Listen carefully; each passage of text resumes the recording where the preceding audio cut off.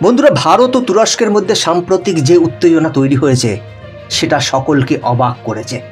কারণ পুরো বিষয়টি হঠাৎ করেই আলোচনায় চলে এসেছে, যার ফলে আসলে কি ঘটেছে তা নিয়ে মানুষ দ্বিধাগ্রস্ত হয়ে পড়েছে। বেশিরভাগ প্রতিবেদনে দাবি করা হয়েছে যে তুরস্ক ভারতের হেলিকপ্টার আটকে দিয়েছে, ভারতের অ্যাপাচি হেলিকপ্টারগুলিকে তাদের আকাশ সীমা দিয়ে যাওয়ার অনুমতি দেয়নি। আর প্রথম নজরে এই বিষয়টা একটু অদ্ভুত লেগেছে, কারণ মার্কিন যুক্তরাষ্ট্র থেকে কেনা হেলিকপ্টারগুলিতে তুর্কি কিভাবে বাধার সৃষ্টি করতে পারে। প্রথমে বিষয়টা কিছুটা অদ্ভুত বলে মনে হয়েছিল। বন্ধুরা, একটু পিছনে ফিরে তাকালেই গল্পটি আরও স্পষ্ট হয়ে ওঠে। ভারত 2020 সালে বোয়িং কোম্পানির থেকে 6টি অ্যাপাচি আক্রমণাত্মক হেলিকপ্টার কেনার সিদ্ধান্ত নেয় এবং প্রায় $600 মিলিয়ন মূল্যের এই চুক্তিটি 2024 সালের মধ্যে সম্পন্ন হওয়ার কথা ছিল। ডেলিভারিতে কিছুটা বিলম্ব হলেও চূড়ান্ত ব্যাচ যখন ভারতে পৌঁছানোর কথা ছিল তখন পুরো বিষয়টি জটিল হয়ে পড়ে। এই হেলিকপ্টারগুলিকে ভারতে পাঠানোর দায়িত্ব একটি ইউক্রেনীয় কার্গো বিমান সংস্থা করছিল। এই সংস্থা যা অতীতে বেশ কয়েকবার মার্কিন যুক্তরাষ্ট্র থেকে ভারতে ভারী প্রতিরক্ষা সরঞ্জাম এনেছে, এবারও তাই করছিল। এই বিমান সংস্থার একটি নির্দিষ্ট রুট রয়েছে, আটলান্টিক অতিক্রম করে যুক্তরাজ্য, তারপর তুরস্ক এবং তারপরে ভারতে প্রবেশ করে। এবার প্রশ্ন ওঠে, কেন এটি আমেরিকা থেকে আফ্রিকা হয়ে ভারতে সরাসরি রুট নেয় না? বন্ধুরা, এর কারণটা সহজ। বিমান সংস্থাগুলি তাদের ইচ্ছা মতো রুট পরিবর্তন করতে পারে না। তাদের নির্দিষ্ট বিমান করিডোর রয়েছে এবং বিশ্বের বিমান পরিবহন এই নির্দিষ্ট রুটগুলিতেই পরিচালিত হয়। অতএব এই বিমান সংস্থাটি স্বাভাবিকভাবেই একই রুট দিয়ে আসছিল। কিন্তু এখানেই গল্পটি অন্য দিকে মোড় নেয়। ভারত সম্প্রতি তুরস্কের জাতীয় দিবস উদযাপন বয়কট করেছে। কোনো ভারতীয় কর্মকর্তা তুর্কি দূতাবাসে উদযাপনে যোগ দেয়নি এবং তারপর থেকে মনে করা হচ্ছে যে তুরস্ক ক্ষুব্ধ হয়ে তুরস্ক হঠাৎ করে ভারতে যাওয়ার এই রাস্তাটি অবরুদ্ধ করে দিয়েছে। আবার অন্যদিকে মনে করা হচ্ছে যে যেহেতু এই হেলিকপ্টারগুলিকে তুরস্কের বন্ধু পাকিস্তানের বিরুদ্ধে ভারত ব্যবহার করবে, তাই তুরস্ক পাকিস্তানের কথায় ভারতে যাওয়ার এই রাস্তাটি বন্ধ করে দিয়েছে। প্রতিবেদনে বলা হয়েছে যে ভারতের দিকে যাওয়া অ্যাপাচি হেলিকপ্টারগুলি ইউটার্ন নিয়ে মার্কিন যুক্তরাষ্ট্রে আবার ফেরত চলে গেছে। বন্ধুরা, সম্পূর্ণ আপডেট কি আমরা এই ভিডিওতে বিস্তারিত ব্যাখ্যা করব। কি ঘটেছে এবং কি ঘটতে চলেছে সবটা জানতে পারবেন। তাই সম্পূর্ণ বিষয়টি জানতে ভিডিওটি শেষ পর্যন্ত দেখুন এবং আপনি যদি এই রকম বিশ্লেষণ নিয়মিত পেতে চান তাহলে চ্যানেলটি সাবস্ক্রাইব করে রাখুন, কারণ আপনাদের একটি ক্লিক আমাদের জন্য বিরাট উৎসাহ দেয় এবং আমাদেরকে এই ধরনের বিস্ফোরক ভিডিও আপনাদের সামনে তুলে ধরতে উৎসাহিত করে। নমস্কার, আমি গৌতম আছি আপনাদের সাথে। তাহলে চলুন শুরু করা যাক। তুরস্ক দাবি করেছে যে আকাশসীমা অবরোধের সাথে ভারতের কোনো সম্পর্ক নেই, তবে বাস্তবতা সম্পূর্ণ ভিন্ন গল্প বলে। সাম্প্রতিক সময় তুরস্ক দ্রুত পাকিস্তানের সাথে তার সামরিক সম্পর্ক সম্প্রসারণ করছে এবং অভিযানের অজুহাতে পাকিস্তানে বেশ কয়েকবার তুর্কির ঊর্ধ্বতন কর্মকর্তাদের দেখা গেছে। এটি স্পষ্টভাবে ইঙ্গিত দেয় যে তুরস্কের কৌশল ধীরে ধীরে পাকিস্তানকে সমর্থন করার জন্য পরিবর্তিত হচ্ছে এবং ভারতের বিরুদ্ধে একটি নরম জোট তৈরি হচ্ছে।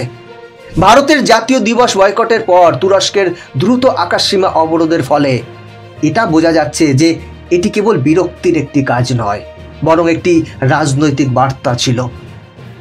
আকাশসীমা অবরোধ করা কোনো বড় সামরিক পদক্ষেপ নয়, তবে এটি অবশ্যই তাদের অবস্থান এবং তারা যে সুর গ্রহণ করতে চায় তার ইঙ্গিত দেয়।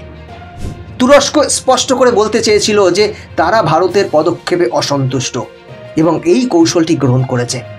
তবে এর অর্থ এই নয় যে অ্যাপাচি হেলিকপ্টারগুলি কখনোই ভারতে পৌঁছবে না। বিশ্বজুড়ে অনেক রুট এবং বিমান সংস্থাগুলির প্রতিটি পরিস্থিতির জন্য ব্যাকআপ রুট রয়েছে।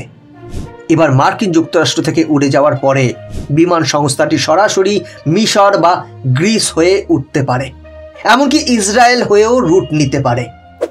তুরস্কের আকাশসীমা বন্ধ করা ভারতের জন্য কোনো বাধা নয়, বরং এটি ছোটখাটো প্রযুক্তিগত বিলম্বের কারণ হতে পারে। এখানে আসল সমস্যা রুট নয়, বরং ভারত ও তুরস্কের রাজনৈতিক অবস্থান। একদিকে তুরস্ক মুখে সন্ত্রাসবাদের বিরুদ্ধে বলে দাবি করে, অন্যদিকে একই দেশ যার সোশ্যাল মিডিয়া ব্যবহারকারীরা পাকিস্তান এবং আজারবাইজানের সহযোগিতায় ক্রমাগত ভারতের বিরুদ্ধে প্রচারণা চালায়। প্রায়শই পুরনো ভিডিও তুলে নতুন হিসেবে ভাইরাল করা হয়। ভারতের নেতিবাচক ভাবমূর্তি তৈরি করার চেষ্টা করা হয়। এই পুরো গল্পের একটি বড় অংশ হলো সোশ্যাল মিডিয়া। গত 4 বছর ধরে পাকিস্তান এবং আজারবাইজান ভারতের বিরুদ্ধে মিথ্যা প্রচারণায় সবচেয়ে বেশি সক্রিয়।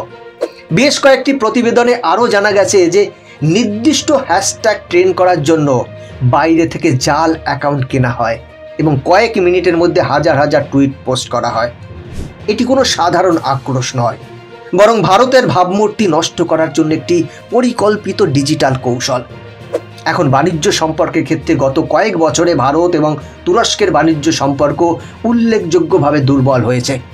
2022-23 সালে তুরস্কে ভারতের রপ্তানি প্রায় $6.5 বিলিয়ন হলেও 2023-24 সালে তা প্রায় $5.2 বিলিয়ন নেমে এসেছে। ডলারের এই পতন কোনো ছোট অঙ্ক নয়, বরং দুই দেশের মধ্যে ক্রমবর্ধমান অর্থনৈতিক ব্যবধানকে প্রদর্শন করে। তবে এটি ভারতের জন্য কোনো বড় সমস্যা নয়, কারণ ভারত প্রতি বছর সমগ্র বিশ্বে প্রায় $450 বিলিয়ন রপ্তানি করে। এর মধ্যে তুরস্কের অংশ মাত্র 1 থেকে 1.5% মধ্যে। এর অর্থ হলো ভারত যদি ইচ্ছা করে তাহলে তুরস্ককে অন্য যে কোনো দেশ দিয়ে রিপ্লেস করতে পারে। তবে ভবিষ্যতে রাজনৈতিক উত্তেজনা অনেক ক্ষেত্রে প্রভাব ফেলতে পারে বলেই উদ্বেগ রয়েছে। অন্যদিকে গত কয়েক বছর ধরে তুরস্কের অর্থনীতি ক্রমাগত হ্রাস পাচ্ছে। এর মুদ্রা লিরা দ্রুততম অবমূল্যায়নকারী মুদ্রাগুলির মধ্যে একটি হয়ে উঠেছে। 2021 সাল থেকে লিরা তার মূল্যের প্রায় 60% হারিয়েছে। এই পতন তুরস্কের জন্য একটি গুরুত্বপূর্ণ অর্থনৈতিক চ্যালেঞ্জ তৈরি করছে। যদি ভারতের উৎপাদন এবং সেমিকন্ডাক্টর নীতিগুলি সঠিক পথে চলতে থাকে, তাহলে ভবিষ্যতে ভারতীয় রুপির চাহিদা বৃদ্ধি পাবে এবং লিরা আরও দুর্বল হবে। এটাও সম্ভব যে কয়েক বছরের মধ্যে 1 ভারতীয় টাকা 4 লিরায় পৌঁছতে পারে। এমন অর্থনৈতিক পরিবেশে ভারতের সাথে তুরস্কের জড়িত হওয়া তার জন্য একটি লোকসানের চুক্তি হতে পারে। তুরস্কের অবশ্যই বড় স্বপ্ন আছে, যেমন 2028 সালের মধ্যে $2 ট্রিলিয়ন অর্থনীতিতে পরিণত হওয়া। কিন্তু বর্তমান প্রবৃদ্ধির হার বিবেচনা করলে এটা মোটেও সহজ বলে মনে হচ্ছে না। এদিকে ভারত রেকর্ড গতিতে বৃদ্ধি পাচ্ছে এবং আগামী কয়েক বছরের মধ্যে বিশ্বের 3য় বৃহত্তম অর্থনীতিতে পরিণত হবে বলেই ধারণা করা হচ্ছে। ভারত এখন এই পুরো বিষয়টিকে কেবল আকাশসীমা অবরোধ হিসেবে দেখছে না, বরং এটাকে একটা ইঙ্গিত হিসেবে দেখছে। ভারতের অবস্থান স্পষ্ট। যদি কোনো দেশ সক্রিয়ভাবে আমাদের বিরুদ্ধে কাজ করে, তাহলে অর্থনৈতিক এবং কৌশলগত স্তরে তার পরিণতি ভোগ করতে হবে। ভারত এখন এমন একটি অবস্থানে রয়েছে যেখানে তারা দৃঢ়ভাবে তার স্বার্থ রক্ষা করতে পারে। টার্কি আর আজারবাইজানের মতো দেশগুলির পদক্ষেপ ভারতকে থামাতে পারবে না। বিশ্বজুড়ে ভারতের অংশীদারিত্ব ক্রমাগত প্রসারিত হচ্ছে এবং ফলস্বরূপ অ্যাপাচি হেলিকপ্টারের মতো প্রধান প্রতিরক্ষা সরঞ্জাম সহজেই যে কোনো পথ দিয়ে ভারতে পৌঁছবে। তো বন্ধুরা, এটিই ছিল সম্পূর্ণ আপডেট। এখন আপনার মতামত সবচেয়ে গুরুত্বপূর্ণ। আপনি কি মনে করেন তুর্কির এই পদক্ষেপ কেবল আক্রোশ ছিল, নাকি এর পেছনে কোনো বৃহত্তর রাজনৈতিক খেলা আছে? আপনার মতামত কমেন্ট করে জানান। বন্ধুরা, আজকের ভিডিও এখানেই শেষ করছি। এরকমই ইনফরমেটিভ ভিডিও দেখার জন্য চ্যানেলটিকে সাবস্ক্রাইব করে বেল আইকনটি প্রেস করে রাখুন। দেখা হচ্ছে পরবর্তী ভিডিওতে। ভালো থাকবেন, সাথে থাকবেন। জয় হিন্দ।